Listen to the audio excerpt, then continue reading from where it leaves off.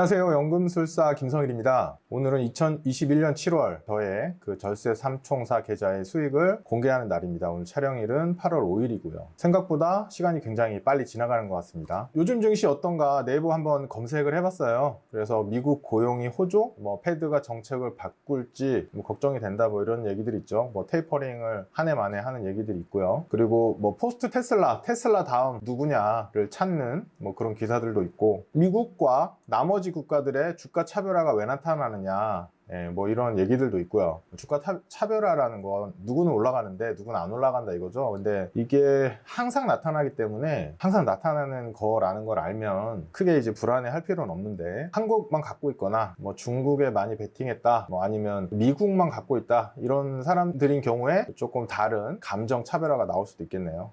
그리고 밑에 보면 피바다된 중국 증시 이런 얘기도 있네요. 중국에 요즘 이벤트가 많은 것 같습니다. 그리고 오른쪽 보시면 미국은 물가, 실적, 성장률 모두 최고치다. 자, 그럼 패드가 어떻게 선택할까? 자, 풀린 돈을 조금씩 줄일 수 있지 않을까? 이런 이제 내용들인 것 같고요. 그리고 우리나라는 한국 증시 환율 델타 변이 중국 규제 때문에 삼중고에 처해 있다. 이런 얘기들이 있고요. 어떤 광물이 또 뜨나 보죠. 광물이 뜨는 것 같은데 클릭 안 해봤습니다. 그리고 미국 뉴 빅4, 한국 뉴 빅3 이런 얘기 있고, 요즘 슈퍼리치들의 돈이 여기다 모인다라는 얘기가 있는데 안 들어가 봤어요. 왜냐하면 이게 늘 반복됩니다. 늘 반복돼요. 불과 몇 년 전에는 팡이라고 했다가 그 다음에 또 마가라고 했다가 마가에 또 다른 애를 넣어서 또 마갓 이렇게 했다가, 한국도 몇 년 전에 무슨 예전에 또 차화정이라 말도 있었고, 트렌드스럽게 이름을 계속 붙이는 거라서 크게 신경을 저는 안 쓰고 있습니다. 대체적으로 언론에서 이렇게 관심을 가질 때가 보면 이미 많이 가격이 올라온 상태인 경우들이 되게 많아요. 그렇기 때문에 저는 크게 관심이 없습니다. 하반기 글로벌 증시 양대 난제, 미국 국채 금리 하락, 테크래시 이렇게 나왔는데, 이게 불과 몇 달 전만 해도 미국 국채 금리 상승, 인플레이션이 굉장히 골치 아픈 문제라고 얘기를 했었죠. 근데 지금 국채 금리가 하락하는 게 또 문제라고 합니다. 그래서 금리가 하락해도 문제, 상승해도 문제. 왜냐하면 어떤 현상이든 한쪽 사이드에서 보면 문제고 다른 쪽 사이드에서 보면 괜찮은, 또 입장이 바뀌면 또 바뀌는. 그래서 기사는 항상 이렇게 나오는 경우들이 많기 때문에 국채 금리가 상승할지 하락할지 예측하기도 어렵고, 그럼 국채 가격은 더 예측하기가 어렵거든요. 근데 그걸 가지고 예측으로 접근하는 게 굉장히 어렵다. 상반기만 해도 인플레이션 너무 당연한 거 아니냐? 국채 금리 당연히 오르겠지 라는 분위기였어요. 근데 불과 몇 달도 안 돼서 이런 얘기가 나오죠. 그래서 상반기에 제가 금리 인상과 국채 ETF 투자에 대한 영상을 찍었었는데 한번 보시면 좋을 것 같습니다. 레이달리오죠. 레이달리오에 대해서 이런 기사가 있어서 한번 간단히 가져와 봤는데, 비트코인이냐 금이냐 누가 총을 거눠서 물어보면 뭘 선택할래? 라고 이런 얘기를 이제 인터뷰에서 했나 봐요. 그래서 레이달리오가 금을 선택하겠다 이렇게 얘기를 했네요. 그래서 비트코인이 변동성이 더 높기 때문에 금이 더 안전하다 이렇게 얘기를 했는데, 반은 맞고 반은 틀린 얘기인 것 같은데, 틀리다고 할 수는 없고요. 저하고 의견이 다르다라고 할 수 있는데, 금도 변동성은 만만치 않죠. 만만치 않고, 제가 비트코인을 하지 않는 이유는 여러 가지 이제 몇 번 언급을 드리긴 했는데, 큰 리스크들이 몇 가지 있어요. 정부의 정책에 대한 리스크, 그리고 과세는 이제 올 하반기 내년부터 시작되잖아요. 세금에 대한 리스크, 그 다음에 거래소 자체에 대한 이슈, 그리고 비트코인이 아닌 제3의 코인들이 더 잘 나갈 수 있는 이슈, 이런 이슈들이 굉장히 다양한 이슈들이 있기 때문에 저는 이제 코인을 하고 있지 않은데, 골드 같은 경우에는 제가 금에 대한 영상 그 밑에 링크를 붙여드리겠지만, 금의 어떤 장기적인 자산으로서의 포지셔닝, 그리고 다른 자산과의 낮은 상관관계, 이런 것 때문에 저는 이제 골드를 하고 있는 거고요. 골드를 편입하고 있는 거고, 리스크 감소와 수익률 향상 등 포트폴리오 균형을 맞출 수 있다, 이 의견에는 공감합니다. 그래서 저 역시도 골드를 가지고 있고, 제가 처음 마법의 돈 굴리기를 썼던 2016년 말에도 금에 대해서 아무도 관심이 없었어요. 왜냐하면 2011년 고점 찍고 완전히 바닥을 기고 있었거든요. 그래서 많은 분들이 제 책에서 제가 금을 포트폴리오 편입한 내용을 보고 왜 금을 하느냐라는 질문 굉장히 많이 받았었는데, 그때도 똑같고 지금도 똑같은 제 입장은, 금은 다른 자산과의 상관관계가 닿습니다. 특히 달러와 상관관계가 낮고요. 그런 것 때문에 이제 금을 편입하고 있는데, 비트코인 아주 조금 보유하고 있다고는 하네요. 보유하고 있다고는 하는데, 어쨌거나 저는 이제 코인에 대해서는 좀 더 지켜봐야 되지 않느냐, 이런 입장에 있습니다. 요즘 증시 너무 복잡하고 어렵습니다. 늘 그렇죠, 늘.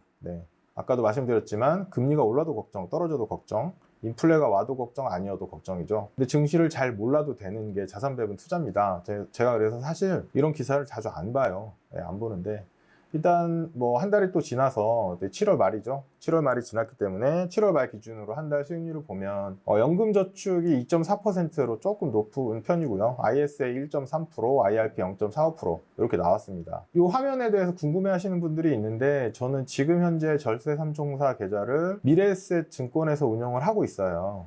거기가 뭐 조건이 괜찮더라고요. 뭐 거기만 좋은 건 아니고요. 삼성증권도 괜찮은 것 같고 몇 군데 있으니까 찾아보셔서 하시면 되고 제 블로그에 그 각 증권사별, 계좌별 뭐 수수료나 계좌 관리 비용 이런 거 이제 올려놓고 있기 때문에 한 번씩 오셔서 보시면 좋을 것 같고 미래에셋 증권에 가시면 HTS에서 0760 화면을 누르시면 요게 조회가 돼요. 거기서 시간 판단 수익률을 하셔야 내 입금 출금과 상관없이 내 포트폴리오가 어떤 성과를 내고 있느냐 이걸 확인하실 수 있고 여기 기간을 이렇게 정하시면 이렇게 그래프가 나오고 수익률이 나옵니다. 그래서 한 달 동안은 이 정도 수익이 있었다. 그래서 전체 기간 결산을 한번 해보면 제가 2019년 1월부터 공유를 해드리고 있는데 ISA 같은 경우에 누적으로 33%, 연 12% 정도 수익이 나고 있습니다. 코로나 때 빠졌었죠. 코로나 때는 당연히 빠졌었고 그 다음에 개인형 퇴직연금 IRP인 경우에는 누적 44%, 연 15% 정도 수익이 나고 있죠. 그래서 여기 2020년 상반기에 코로나죠. 코로나 때는 뭐 당연히 빠졌었고요. 그 이후로 쭉 상승해가지고 전체적으로 뭐 우상향하고 있다라고 말씀드릴 수 있을 것 같아요. 개인연금, 연금저축펀드 같은 경우에는 43.6%, 연 15% 정도 되죠. 그렇게 해서 지금 1년 반 넘게 계속 꾸준히 잘 순항하고 있습니다. 근데 가끔 이런 거 물어보세요. 나는 왜 수익이 안 나나요? 어떤 거냐면 요 시점에 들어갔다. 그럼 수익이 안 나죠. 여기 마이너스 구간. 그리고 혹은 이 시점에 들어갔다. 2020년 뭐 8월경에 들어갔다고 하면 여기서부터 여기까지가 수익이 안 납니다. 한 3개월 정도. 그쵸? 언더 피리어드라고 하는데 그리고 2021년 뭐 2월쯤에 들어가신 분들도 한 2달 마이너스셨을 거예요.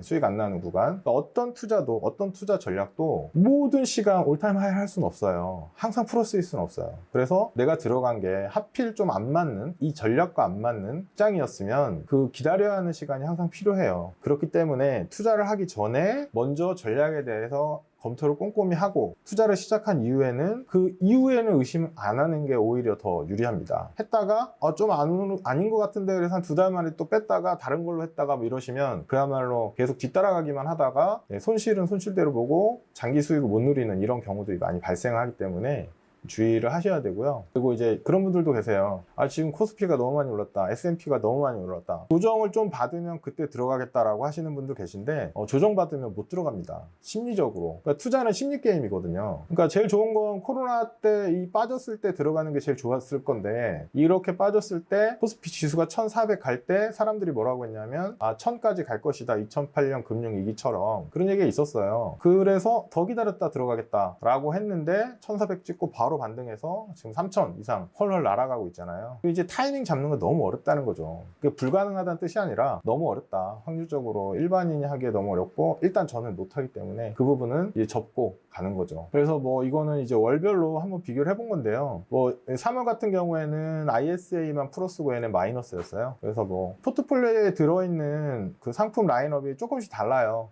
계좌의 특성에 따라서 다르기도 하고 연금저축 같은 경우에는 제가 작년 12월부터 펀드로 해서 운용을 하고 있기 때문에 그런 부분도 다르고 그리고 뭐 5월 같은 경우에는 연금저축이 더 많이 올랐죠. 4%, 3%. 그래서 매달 이렇게 왔다 갔다 할 수 있다. 그렇지만 장기적인 성과를 보는 데는 큰 문제가 없다. 이렇게 말씀드릴 수 있을 것 같고 지금 이제 장기 성과를 이렇게 그렸고요. 코스피랑 비교를 했는데 지난달까지 코스피가 이겼어요. 지난달까지 코스피가 2년 반 정도 코스피 이겼는데 요번에 체크하다 보니까 코스피가 좀 지난달보다 빠졌나 봐요. 빠져서 지금 연금저축이 코스피랑 거의 똑같은 수익률 보였는데 보시면 아시다시피 변동성은 훨씬 낮고 낙폭도 훨씬 적죠.